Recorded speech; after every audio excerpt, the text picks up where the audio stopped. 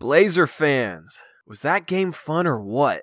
This was possibly the most hyped up Portland Trail Blazer regular season game in the franchise's history. Most of it to do with LeBron James playing his first game for the Lakers, combined with the unfortunate circumstance of late owner Paul Allen passing away recently. This game meant a lot to both teams, as well as the NBA universe. Before we get into this video, I just got to get one quick thing out of the way. TNT is an absolute disgrace.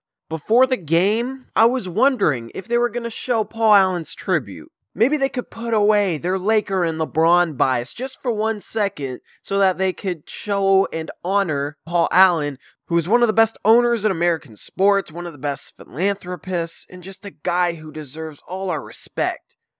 They showed LeBron getting announced to the Portland crowd, but they did not show anything in regard to Paul Allen's tribute and barely mentioned him.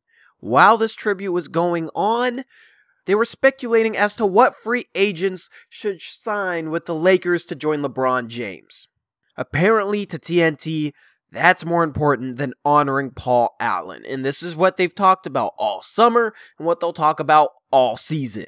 So I just thought that was an absolute disgrace, man. Now, I'm not going to have a monologue like that at the beginning of most day after recaps. I just had to get that off my chest. Let me know how you feel about TNT not showing Paul Allen's tribute down in the comment section below. So let's jump into the recap. With as much hype going into this game, it started off living up to the hype with this dunk sequence between LeBron James and Damian Lillard.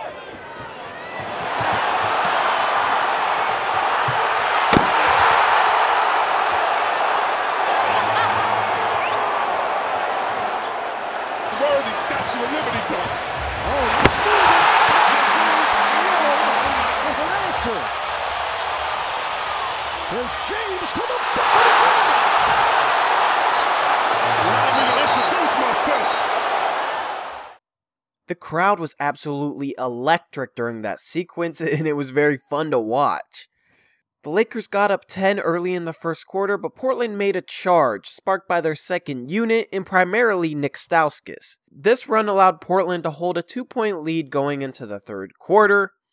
During that third quarter, it was an even back and forth, punctuated by many exciting plays, specifically this dunk by Al-Farouq Aminu. And then Portland was finally able to pull away down the stretch in the fourth quarter. CJ McCollum and Damian Lillard, after struggling all night, were both able to hit a couple of threes to stretch out the lead.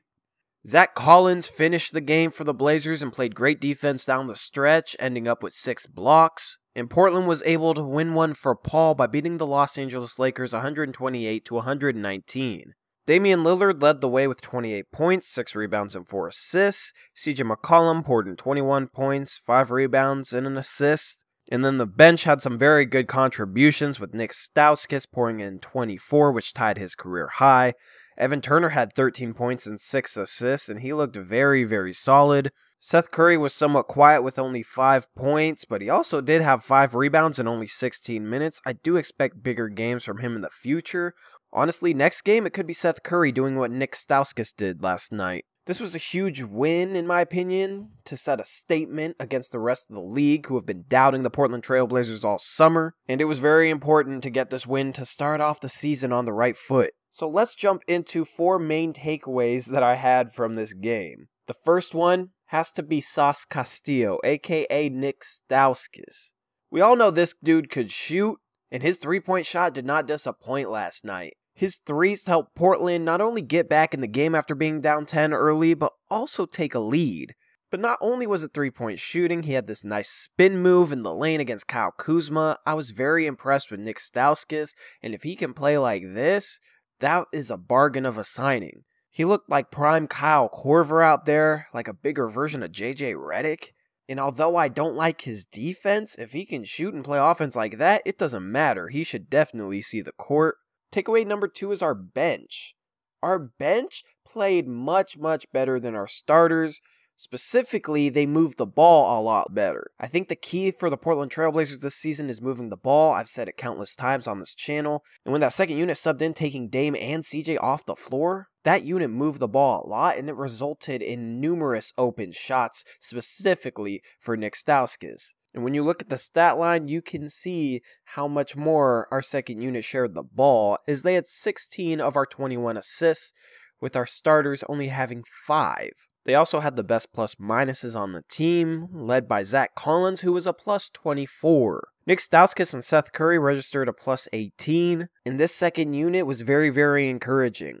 Evan Turner looks to be more comfortable going into the season because he's being used as a facilitator and as basically a point forward. And now he has a good amount of lethal shooting around him, with Zach Collins being able to hit threes, Myers Leonard being a shooter, and then Stauskas and Curry can light it up from downtown as well. Having 4 shooters around Evan Turner like that just might make him serviceable. The third takeaway I have is Zach Collins versus Jusuf Nurkic. Now, Zach Collins played down the stretch, and I honestly think it was just due to matchups. Nurkic really struggled to protect the rim, which is rare. But I love this 1-2 punch at the center spot because against slower, bigger, more methodical teams, Jusuf Nurkic does very, very well. We're talking about the Denver Nuggets, who have Jokic. He's a plotting big man. The Utah Jazz with Gobert. When playing against centers like that, Jusuf Nurkic does very, very well. But playing against quick teams and athletic bigs that like to run the floor, Zach Collins is the better option. In Portland now, with Ed Davis out of the picture, can play that game, with allowing Collins to play a lot of center minutes against lineups like the Lakers put out there today, and it's frankly a much better matchup for Zach Collins than Jusuf Nurkic. I do expect Nurkic to bounce back. He did not have a good game tonight, but he did shoot 50% from the field. He missed a couple bunnies and was kind of shooting some finesse stuff. We gotta get him going up stronger. But defensively, he was very, very bad, and that should not last because he has been consistently very good on that end for the past year and a half for the Portland Trail Blazers. So I'm not worried about Nurkic at all. I'm very encouraged by Collins, though. Fourth and final takeaway. What is continuation in the NBA? How is this ruled continuation in an and one, but this isn't? Also, this Dame 3? How is that not continuation? I don't understand. Portland got burned a few different times where they would make buckets that seemed like they were continuation, but the bucket would get taken away. This game wasn't reffed well, and that was one of the aspects that I really did not understand. What is continuation nowadays is very, very murky as to the ruling of that. So looking ahead, Portland plays tomorrow night against the San Antonio Spurs. That's going to be a huge game because you got former Trailblazer LaMarcus Aldridge coming back into town, and you also got new Spur DeMar DeRozan, who is of course traded for Kawhi Leonard in the offseason. Portland could make another statement win and get off to a 2-0 record against 2 presumed playoff teams in the Western Conference. That would be huge for their momentum going into the season, as they've always started seasons slow the past few years. Starting 2-0 would build the momentum needed to buck that trend. The Spurs are without starting point guard DeJounte Murray for the entire year as he tore his ACL in the preseason.